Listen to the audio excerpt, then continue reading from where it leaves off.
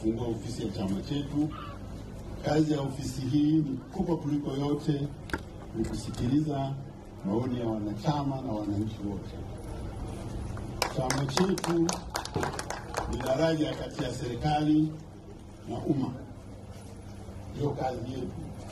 Kama ingekuwa kuna udalali, sisi ndio tulikuwa dalali. Dalali wa kuunganisha watu na serikali. Serikali ikifanya vizuri, tunaenda kwa kuielezea. Tunasema serikali imefanya vizuri. Kama hivi sasa hapa katika wilaya Shinyanga mjini na katika mkoa mzima wa Shinyanga, serikali ya Rais Samia Suluhu Hassan ambayo inaongozwa na CCM imefanya mambo makubwa, au sio?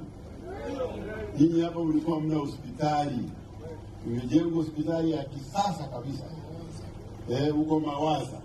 Sasa hakuna rufani kwenda Ugando, Ugando imesogea Shinyanga.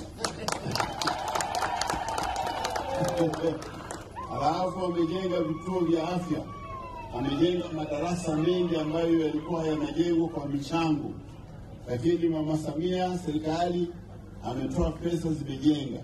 Kuna vitu vingi tumefanya. Kazi yetu sasa ni kuwaeleza wanachama na wasio wanachama waelewe kwamba hii kazi imefanyika katika kutekeleza ahadi zilizotolewa na Chama cha Mapinduzi. Kwa hiyo kumchagua Samia kwa mara ya ngapi?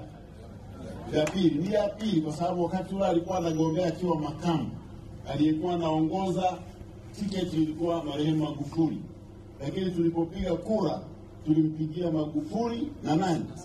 Na Samia. Na katiba inasema yule anayeongoza tiketi akiondoka, yule mfuasi wake anapata, lakini anapata yeye alichaguliwa. Maana tulichagua tiketi na watu wangapi? Sasa naye amaliza miaka 4. Katiba yetu inasema akikaa zaidi ya miaka 3 ana haki ya kupewa nafasi nyingine moja. Sasa ndio maana tunasema Samia